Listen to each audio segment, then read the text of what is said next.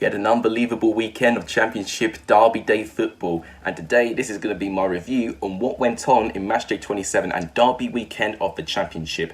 Going on to the predictions and shout-outs, unfortunately, some people did leave some predictions, but none of them were correct, unfortunately, so no one will be getting a shout-out today.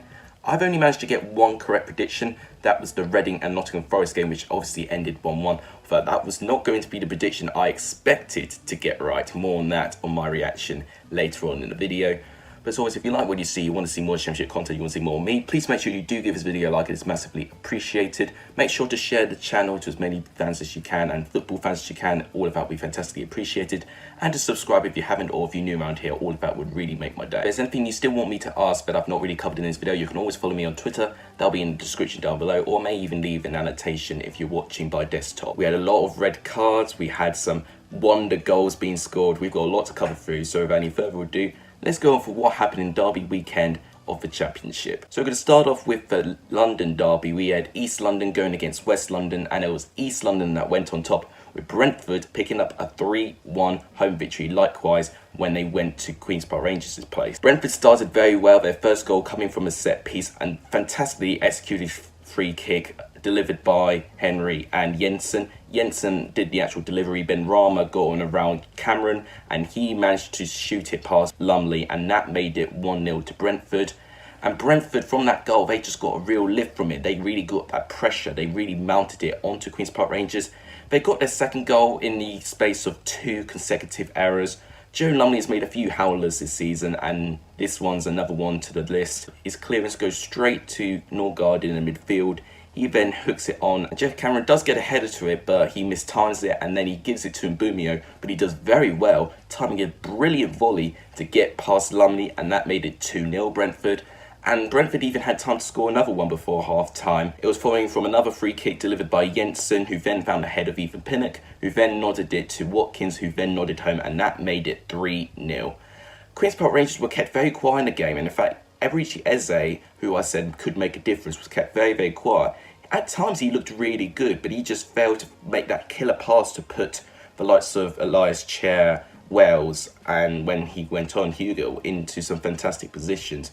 But Queen's Park Rangers did dig deep, and they did reduce the deficit to 2 goals, gaining 1 back. Some brilliant 1-2 touch play between Luke Amos and Bright beside Samuel. Samuel then squared it to Naki Wells, who simply had to tap him, and that made it 3-1. It could have finished 3-2 like I predicted on Friday. Ball drove forward, but then he gave it to Manning, who then provided it to Eze, and he could not quite get a big enough connection to force it past Raya Red. A fantastic reflex save to keep that out. And in the end, that's how it finished 3-1. The front three of BMW, I mean, what a great ring that has to it. We had MSN when it was around in the La Liga, but this is almost as deadly and, in a way, even more effective. They're all playing from each other. All 3 of them are scoring goals, and all 3 of them will be keen to score more. And honestly, with the top 2 dropping points this weekend, Brentford could have a really good chance of trying to get into that top 2 position. With Queen's Park Rangers, they've got to keep their heads up. They've got a tough game against Leeds next week, but following that, Leeds have dropped points and even had a defeat this weekend. Maybe they can up their game and try and give Leeds a good game. Bearing in mind, they scored over 11 goals in the past 2 home games. Maybe they can really give Leeds a game. Then our second derby, our first Yorkshire derby, we had Barnsley picking up a very massive 2-1 home victory against Huddersfield, and it was really needed. Alex Mowatt got the first goal. It started from Mads Anderson, gained a fantastic long delivery, finding Jacob Brown, who does very, very well, who for me was my man of the match, gained 2 assists in this game. Going on the right-hand side of the penalty box, cleverly squared the ball past Brown and 2 other defenders to find Alex Mowatt, who simply smashed the ball in, and that made it 1-0 to Barnsley. Struber decided to give Ritzmaier his debut, and he looked really, really good in terms of inviting pressure and really putting Huddersfield's back line under a little bit of threat. He did have an opportunity from about 20 yards out, but his shot was deflected just wide of the post, so he was a bit unlucky there. It was 1-0 at half-time, and Cowley decided to make a double substitution, and one of the biggest ones was taking off Grant and putting on Mounier. Mounier, who has been scoring more goals than Grant has recently. I think it was bold, but I think he did provide a good response. However, Huddersfield just failed to try and get an equaliser before Barnsley found their second. Very similar to their first goal, Clark O'Dur this time, who former Leeds player of course, managed to hook the ball, finding Jacob Brown. He does well once again on the right side of the penalty box, finding this time Connor Chaplin, who holds the ball for a little bit and then smashes it past Grabra, and that made it 2-0 to Barnsley. And to be honest, Huddersfield really did struggle to try and gain a bit of control from this game because Barnsley were really eager to get the 3 points. Although all it took was Lewis O'Brien to score an absolute peach of a strike. It was just outside the box, reaching the top left corner with such power. Fantastic finish by Lewis O'Brien. It was fantastic. I think Huddersfield's biggest threat was free kicks delivered in by Bakuna. He provided a great opportunity for Mounier, but his shot was turned wide by Radlinger, making a save. This game now leaves Huddersfield's 4 points above the relegation zone. Barnsley are so close. They're 22nd, but only 1 point within the relegation zone right now. They just need to continue their great form under Gerhard Struber, and then eventually they'll climb out of it, because what I've seen with them on Saturday, they've definitely got the determination and the grit to get out of the bottom 3. Then with our third derby game, the Lancashire derby, we had Blackburn 1, Preston 1. This for me was a typical derby game. Very scrappy, very cautious. It lacked a magical moment to take the game into the next level. It was a very good first half, I thought, but the second half was disappointing. Blackburn scored very early on, providing a really good start. Tom Clark did a really poor pass, and it got intercepted by Stuart Downing, who then set off Adam Armstrong, who did a fantastic solo run, and Preston did have the chance to clear it, but they couldn't.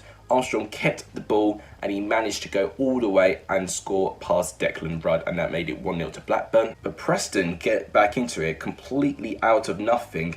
Paul Gallagher had a free kick. It was then headed on by Patrick Bauer, but Josh Harrop from just outside the 18-yard box strikes a terrific half volley, hitting right on the roof of the net past the reach of Christian Walton. He had no chance of saving it. It was a fantastic goal by Josh Harrop, a person that's not really been getting a lot of game time, because I've briefly discussed this with Andre Green. It's really difficult to be a regular member of the Preston's midfield because they've got a lot of experience in that area. Blackburn finished the half more strongly. Adebayo played a quick free kick to Armstrong, just shot it wide. Lewis Holtby also had 2 opportunities, with one producing a fantastic save by Declan Rudd, and with the other attempt going just over the bar. In the second half, as I said, it was very cautious, slow, scrappy. Both sides were giving the ball away cheaply. Preston's best chance in the second half, I think, came from Chris Maguire. He did have time and space to shoot, but he hit it high and wide, and it really signified his low on confidence at the moment. Blackburn, I'd say, had the better of the opportunities in the second half. Adebayo again striking a ball from the corner,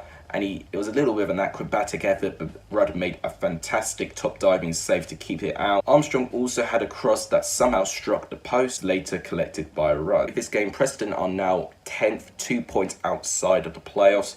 Blackburn are now 13, 5 points outside the playoffs. So realistically, both of these sides still could make a statement for the playoffs if they have a really good second half of the season. If you consider the starts that both these sides have had, you say that Preston have fallen off quite considerably and they need to recover as soon as they can. I think they've got Charlton next weekend, so they need to take the opportunity following Charlton's pretty slow form and capitalise and do exactly what they did to them in the Valley and grind out a win. With Blackburn, I think they're in a pretty good position. I say 13th is pretty much what sums them up right now, but it's going to be down to Tony Mowbray and the squad and coping with the injuries, whether they're going to have a huge statement for the playoffs, because I think they can do that. I think they've got the squad capable for it.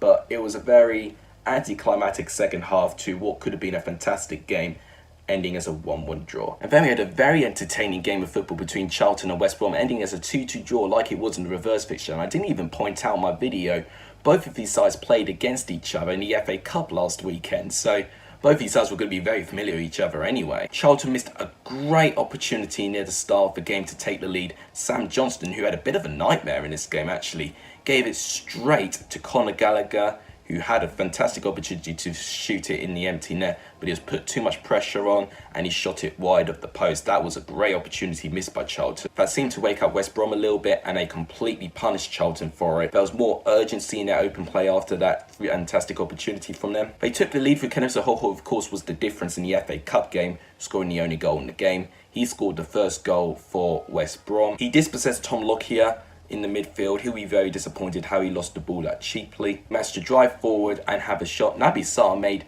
a fantastic last-ditch block, but then he managed to score on the rebound, and that made it 1-0 to the away side. Andre Green made his Charlton debut, and he was involved in Charlton's equaliser. Started to loop a delivery which met Naby Sarr, and that was nodded in by Josh Davidson, and that made it 1-1. Then West Brom took the lead at the start of the second half. They meant business in that second half. It was scored by Hal Robson, Carnu. It was fantastic play from all of their players. It started off with Pereira, then giving it to Romain Sawyers.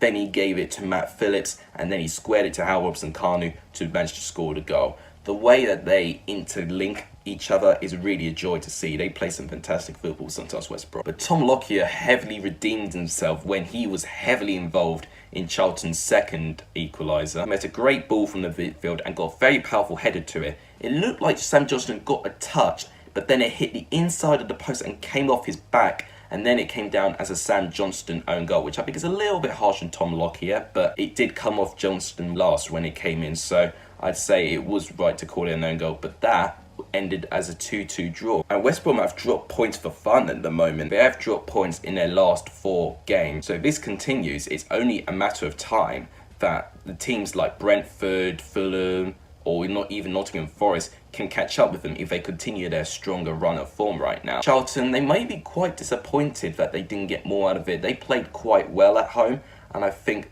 the goals that they did give away, especially the first one with Tom Lockyer, they could have heavily avoided. But it is a point regardless. It's a point closer to safety. They are 5 points from the relegation zone as well, so they've got a little bit. They have got a tough trip against Preston, but knowing the quality that they have, they can always give Preston a game. But then we had Fulham picking up a very narrow away victory, a 1-0 away victory against Hull City. This was a very scrappy game and low in quality once again, so much so that I've barely got any notes on this game. The goal though was completely worth it. It was a fantastic controlled strike from just inside the 18-yard box by Ivan Cavallero. Hull failed to clear the penalty area, but then Cavallero just signed a 4.5-year contract with Fulham. Cleanly strikes the ball past George Long. He had completely no chance to reach it. Hull couldn't really muster a threat in this game, which really disappointed me. Hull could have taken the lead. Ziki could have done better with his first opportunity, dragging the ball wide of the post past Rodak. Tom Eves went the closest in the second half when he just barely headed the ball wide. I think one of the talking points in the game was Alexander Mitrovic getting an injury. It looks like he's got an ankle injury. That could be really, really bad in terms of Fulham in the rest of the season. He could be out for a couple of months for that. Ankle injuries are really, really bad. Being the top scorer as well with 18 goals, Caballero and Lockhart and Bobby Reid are all going to have to step up to try and fill in that void, because it's almost a void you can't replace. A bit like when Romelu Lukaku was at Everton when he moved away. You can't really replace that void. But they have got attacking options for it. They've got to step up completely, and Bobby Reid can score many goals. He was one of the top goal scorers in the Championship a couple of years back with Bristol City. So you know that Bobby Reid can score plenty of goals, and he's going to have to step up tremendously if Mitrovic is out for a couple of months. But with Hull, it was a typical Hull performance, and I said it in my predictions video. Listen, I could see Hull winning this game, but the story of their season so far has been really inconsistent patches of form, and I'm going to show it in this game. Hull just have a habit of having inconsistent games. They can look good, but then they can lose their next game very cheaply. And if they were to have better consistency, Hull could be a very dangerous side. They've got the players for it, and we'll have to see how they respond to their next game. Then undoubtedly, one of the results of the weekend coming from the second Yorkshire derby, Sheffield Wednesday picking up a 2-0 away victory to Leeds United. Leeds should have wrapped up the game in the first half for me. Jack Harrison had 2 great chances. One with him just shooting just wide of the post, and one which was well saved by Cameron Dawson. Bamford also had a chance, but he shot wide at a very tight angle. Leeds were just completely dominant in the first half.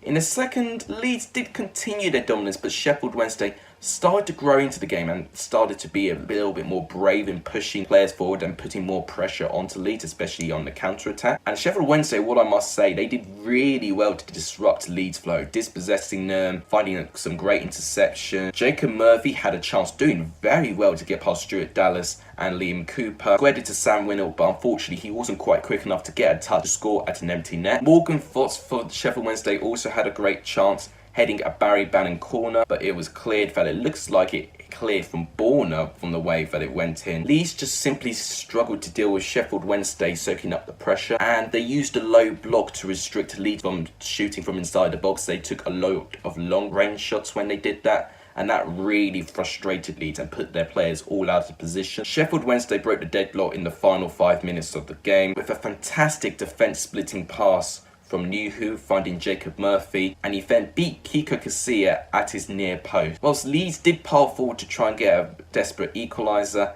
Bannon did a terrific pass, finding a huge gap in Leeds' defence, which found Adam Reach, who then squared it to Nuhu, and then he finished off to make it 2-0 to Sheffield Wednesday. It is Sheffield Wednesday's first win in 4 games, and they'll happily take those wins. Beating your Yorkshire rivals like that, and the way that they did it, Gary Monk got the game plan completely right against Leeds United. An unbelievable stat I found the other day, Kiko Casilla has conceded 73% of shots faced at him since the Cardiff game when they drew 3-3.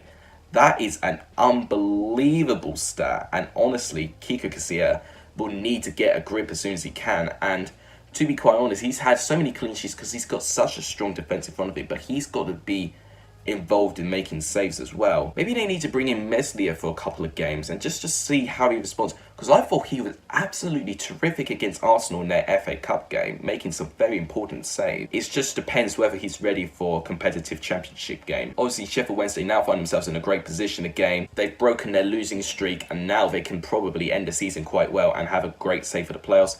Leeds have got to be very careful. Like West Brom, they're both dropping a load of points. In fact, they're lucky that West Brom are not pulling away from them, because West Brom are losing just as many points as well. So it's clearly going to be very close between the top 2 sides. And if anything, some sides of players could start making it into a more competitive race. And then we have Birmingham taking a 2-1 away victory against Luton, once again matching the reverse fixture at St Andrews. Birmingham took control immediately from the game, taking the lead very early on from Lukas Jukovic. Pedersen drove forward, giving the ball to Jeremy Bella, who then looped the ball in, and Jukovic rose above everyone, being the tall presence that he is, and gained a powerful header. Sluga, I think, did get a hand to it, but it wasn't enough to keep it out of the goal, and that made it 1-0 to Birmingham. Luton had glimpses of great moments in that game. The first half for me was very lacklustre, not much happened.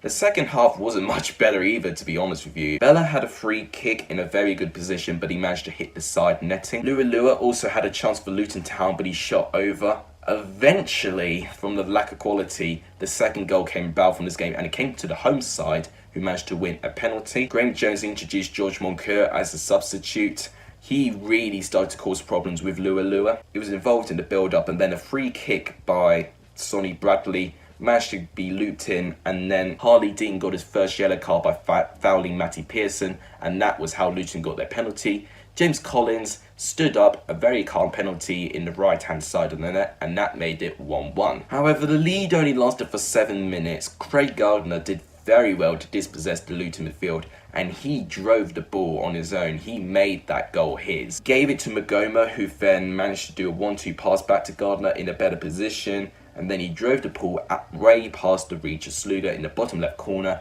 and that made it 2-1 to the away side. Despite Harley Dean getting sent off for a second yellow card, for me, right decision. Luton just could not create anything too challenging for Lee Camp to deal with. With Birmingham only picking up 1 point in their last 6 games, this win is absolutely massive for Birmingham, who managed to pull themselves away from the relegation scrap a little bit. As with Luton, they've not won in their last 7 games, only picking up 1 point in the process, which was against Fulham. It's not looking great for Luton. They need to fix this form as soon as they can, otherwise the gap between them and safety is going to increase. It's already 4 points, which is already intimidating enough. They've got to make sure that they win more games and to aim to win back-to-back games, because if they do that, then all of a sudden it looks like that it can almost be safe. I've entered the game where I thought I got the scoreline completely correct, but Dwayne Holmes had to prove me wrong. It was a 2-2 draw between Middlesbrough and Derby. A really good game, actually. Middlesbrough showed promising signs in the opening minutes of the game. Wing flashed a header wide of the post. This was also the first time we're going to see Patrick Roberts play for Middlesbrough, and obviously Lucas Lemaitre was brought on later on as well. So both of Middlesbrough's 2 first signings were making their debut. And for what I can say, I think both actually looked really good, especially Patrick Roberts, actually. I've not seen a lot of Patrick Roberts play for Man City, but for what I've seen in that game, he was really well involved in terms of Middlesbrough's really fast build-up play. Roberts played a part in Middlesbrough's first goal. He had brilliant play on the ball, managing to give it back to Tavernier, who then did a back flick to Lewis Wing, and what a goal he scored. He scored from distance again. He always scores screamers, Lewis Wing. He never scores tap-ins. He struck it at the bottom left corner, and that made it 1-0 to Middlesbrough. And he continued to look strong in the first half despite not having many chances. Martin Waghorn had a really good chance for Derby in that first half. Played in by Jason Knight, but it was very well saved by Ainsley Pears. Middlesbrough had a great chance where Lewis Wing managed to supply the ball to Roberts, who then gave it to Fletcher, who then squared it back to Roberts. But he's failed to score his debut and shot it wide at the post. In the second half, Derby up the table. Wayne Rooney was pushed up in a more attacking role, and I think that worked very, very well. It definitely got more players forward, and in terms of their attacking play, especially in their midfield, the tempo automatically just increased for Derby, and it only took 9 minutes to get their equaliser. To be fair, in pretty fortunate circumstances, we've seen a couple of goals already from players trying to save that they intended for it and they weren't crossing, but Jason Knight cannot have any excuses. He meant to cross it, but it turned out to be a fantastic goal, fantastic height to it.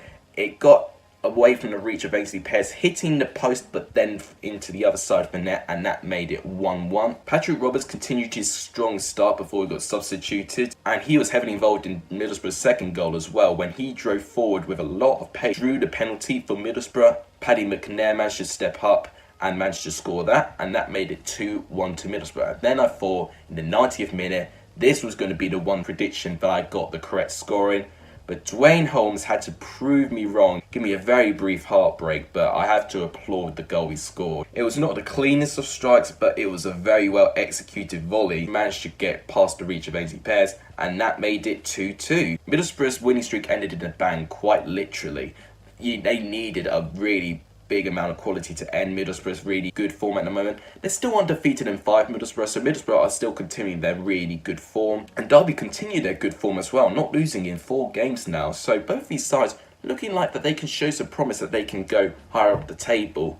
We're just going to have to wait and see how they cope with their next few games. And then the game where I got my correct prediction, but I would not have known this, a game that became a spectacle very late on than I would have liked it, but it was worth in the end for the drama. We had Reading and Nottingham Forest playing out a 1-1 draw. It was Reading's first home draw as well, which was quite remarkable. The first half was very scrappy, but the best opportunity coming for Reading with where Ajaria put in a great ball to Mate, but it was well saved by Bryce Samba. The second half was a little bit better. Graben was put 1-1, but he had a too heavy touch, and Raphael managed to claw it away from Graben. Later on, Reading came close with Tyler Blackett managing to hit the post, but then it came in the 94th minute where it looked like Forest snatched all 3 points from a corner. Joe Worrell managed to head the ball to Ben Watson, who managed to strike it, and that made it 1-0 to Nottingham Forest. They were absolutely ballistic. Nottingham Forest completely celebrating like they won a final.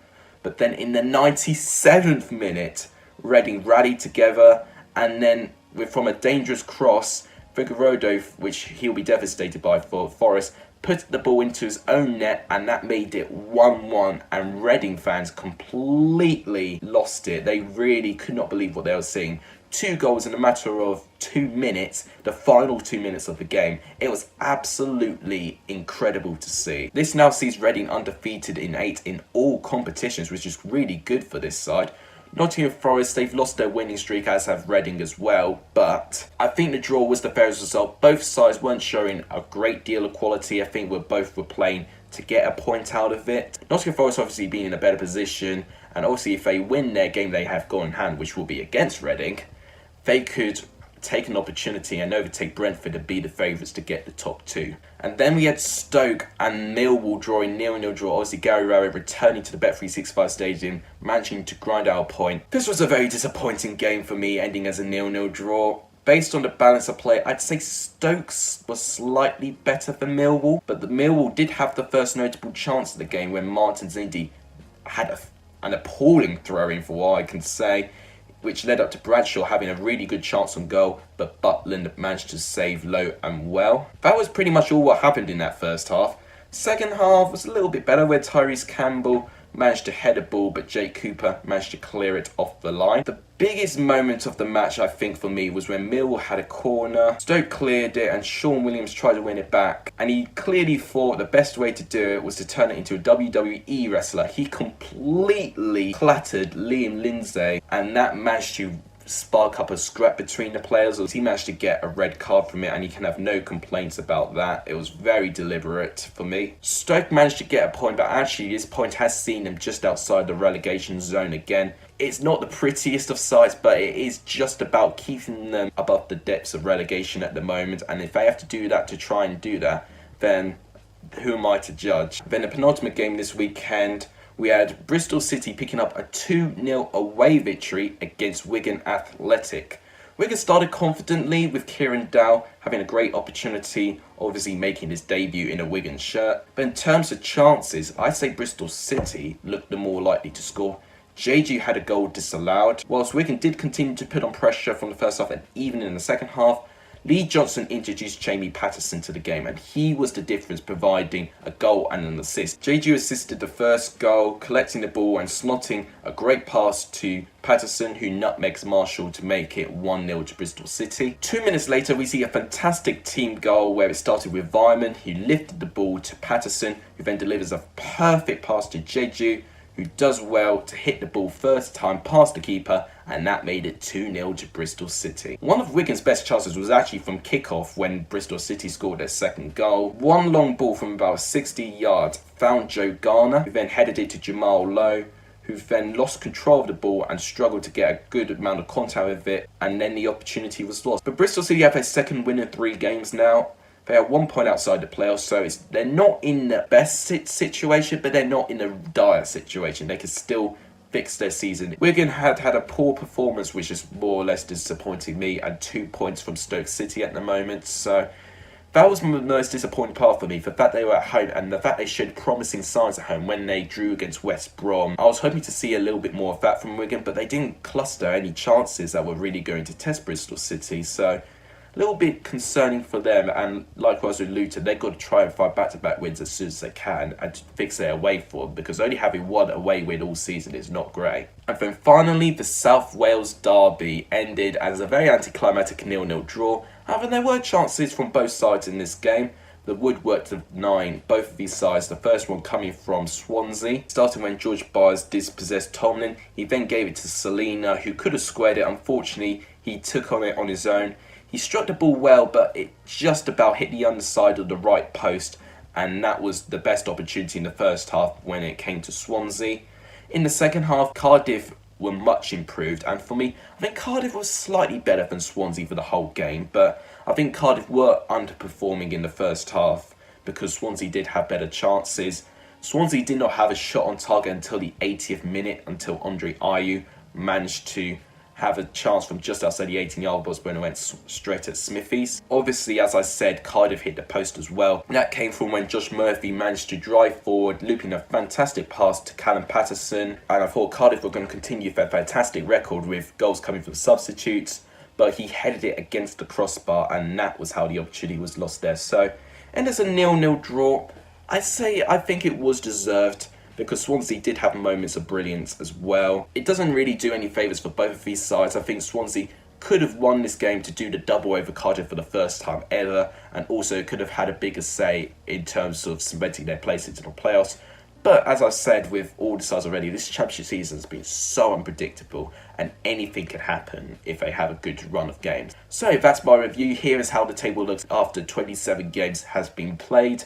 Obviously, now is the time where I go through my goal of the weekend, player of the weekend, and my result of the weekend. I'll go with goal of the weekend first. There were so many contenders this weekend. We had some complete thunderbolts to go through. For me, in terms of looking back, I'm going to give it to Lewis O'Brien's goal against Barnsley. The precision, the power, and the fact it was right at the top corner as well. I've got to give it to Lewis O'Brien, but there were so many goals that could have taken the best goal of the weekend for sure. Result of the weekend's tough. I'm going to give it to Sheffield Wednesday, picking up a 2-0 away victory to Leeds. Very important victory, a derby game where it showed to be unpredictable like many derby games are.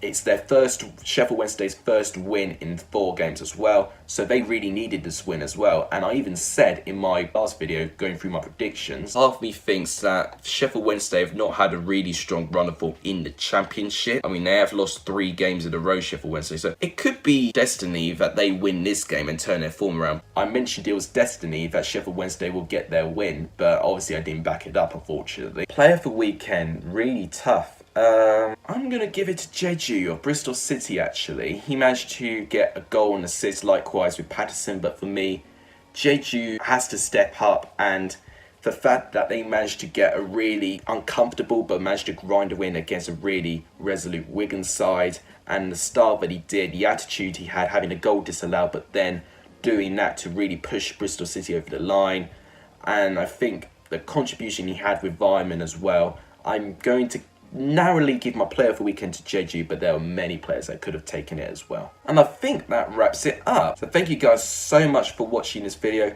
Coming up tomorrow will be my 2nd episode of the transfer show. There's a lot for me to cover through. If you want to leave any comments about any potential transfers that you want to be included in this transfer show, make sure to comment on this video and I may include your comment. But that will wrap it up. Thank you guys so much for watching. If you guys liked what you see, please make sure you do give this video a like. It's massively appreciated.